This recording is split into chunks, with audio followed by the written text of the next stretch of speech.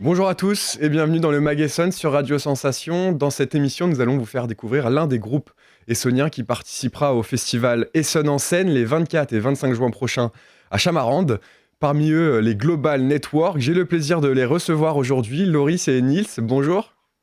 Salut. Salut, vous formez donc à tous les deux le groupe Global Network. Alors, quelle est l'histoire qui se cache derrière ce groupe et que signifie ce nom, Global Network ? Écoute, c'est avant tout une histoire d'amitié, Oui, une histoire d'amour. une histoire d'amour. Avec Loris, on se connaît depuis très longtemps, depuis le lycée. On a des amis en commun qui sont tombés amoureux et qui ont créé un rapprochement entre nos deux groupes d'amis. Mm. Et puis voilà, on s'est vus de loin pendant longtemps œuvrer à nos débuts de carrière artistique, musicien. Loris avait un groupe qui s'appelait Airbag One. Et moi, j'avais un groupe qui s'appelait Le Vasco.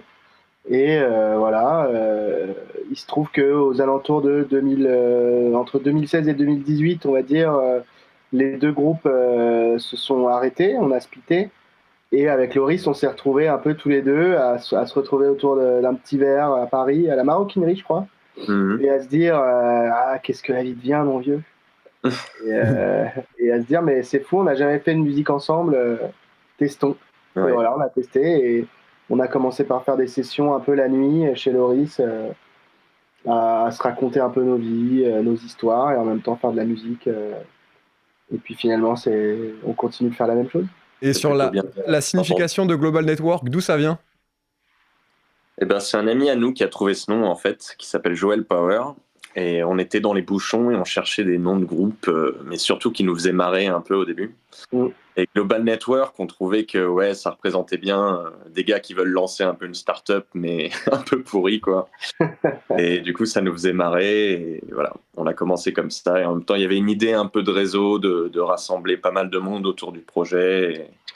Et voilà, on aimait bien cette idée. Passionné de musique donc, quels sont vos artistes préférés à tous les deux ? Ouais, il y en a beaucoup, hein. Ouais, on écoute beaucoup. Je pense que ce qui nous définit, c'est que ce soit Loris ou moi, on écoute énormément de choses très différentes. Et on a beaucoup d'artistes qu'on aime. Alors après, bien sûr, dans ce qu'on fait avec Global Network, il y a beaucoup de gens qui entendent James Blake comme influence. Et je pense que c'est quelque chose qu'on a tous les deux beaucoup écouté et qui nous rassemble pas mal. Mais après, voilà. Et ce qu'on a en commun, ce qu'on aime en commun, on aime beaucoup Radiohead. Ouais. On aime beaucoup Frank Ocean. On aime beaucoup Beyoncé. Ouais. On aime aussi Frank Sinatra. Ouais. Donc ouais, il y a des choses très différentes, mais... Et pour ceux qui ne vous connaîtraient pas encore, est-ce que vous pourrez nous décrire votre style musical ? Qu'est-ce qu'on écoute quand on écoute Global Network ? Eh ben, on écoute des chansons avant tout, des morceaux, des chansons, ouais, parce qu'on écrit pas mal en piano-voix parfois même. Et après, on fait des arrangements électroniques, pas mal d'électronique, et puis il y a plein d'influences là-dedans, R&B, soul, parfois un peu de basse musique aussi. Ouais, un peu d'électronica aussi quand même aussi. Il y a pas mal de côtés un peu de la musique électronique, mais un peu on va dire dans le cerveau, quoi. Alors tout ce style musical, est-ce qu'il était quand vous êtes rencontrés tous les deux ? Est-ce que c'était une évidence ou est-ce qu'il évolue au fil du temps et à force de réfléchir et de produire des sons ? Je pense qu'on est... Ouais, il évolue pas mal et il s'est beaucoup défini même avec le matériel qu'on a utilisé en fait. Les synthés qu'on a utilisés, des drum machines, parce qu'au début on faisait beaucoup de la musique sur ordinateur. Et je pense à ce moment-là, au tout début, ça partait un peu dans plein de styles différents, dans plein de trucs différents. Et à partir du moment où on s'est dit, bon, allez, on va acheter tel synthé, telle boîte à rythme, tel truc, et on va essayer de se cantonner à ça, et ben, ça a un peu mieux défini, on va dire, le son. Alors pour se faire une idée plus précise de ce qu'est Global Network, je vous propose qu'on écoute tout de suite un extrait d'un de vos morceaux. C'est Monster et c'est sur Sensation. Just gotta clear your mind. There's nothing wrong I swear.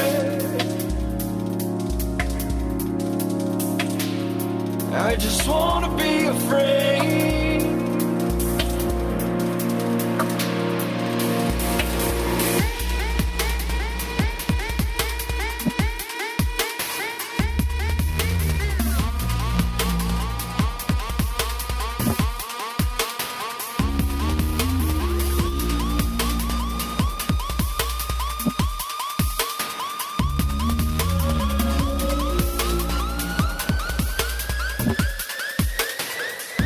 Cause in the darkness there's a light, yeah. You just gotta clear your mind. There's nothing wrong, I swear. I just wanna be afraid. Global Network, une réaction, Loris ou Nils, sur ce morceau? Incroyable. On a un clip assez fun sur ce morceau, allez voir sur YouTube. Alors faire des...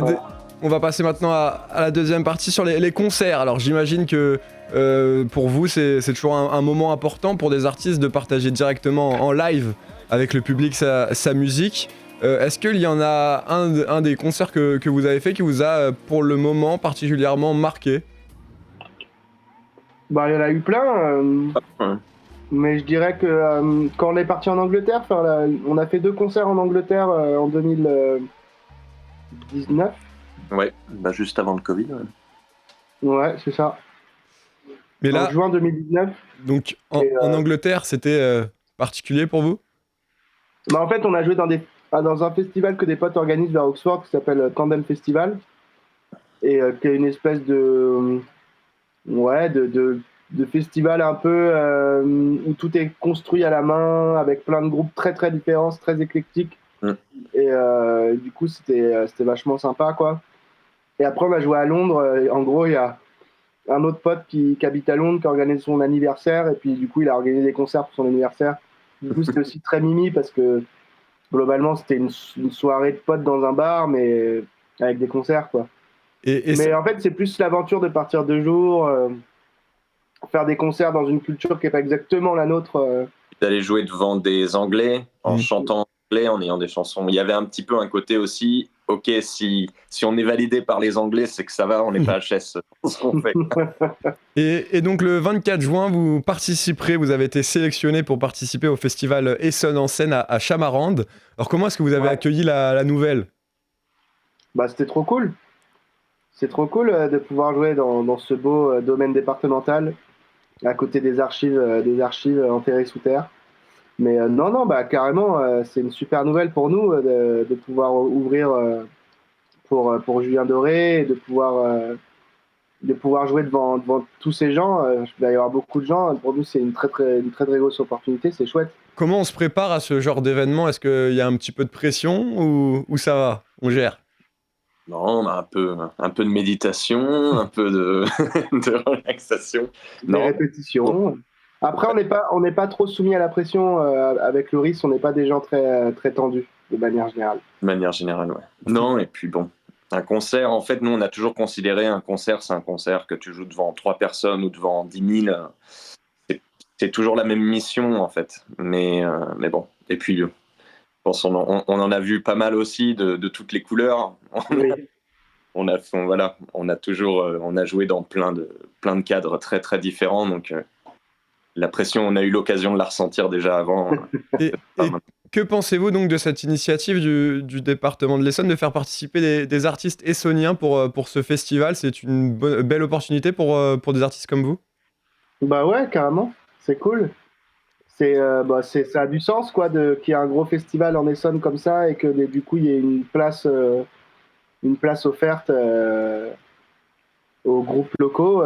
C'est chouette parce que je pense qu'aussi je trouve ça toujours chouette quand en fait on arrive à connecter avec l'endroit où on habite, qu'en fait on prend le rôle d'artiste dans l'endroit où on habite, et jouer dans ce festival, ça permet aussi de dire bah voilà, j'habite dans le 91, des gens du 91 me voient, et Et du coup, ça nous permet peut-être de faire des liens ensuite avec d'autres personnes qui nous auraient vus sur scène. Et vous jouerez donc le 24 juin prochain avec Julien Doré notamment. Si vous souhaitez d'ores et déjà réserver vos places pour le festival Essonne en scène, vous pouvez vous rendre sur le site www.essonneenscène.fr. Merci beaucoup à tous les deux d'avoir été avec nous.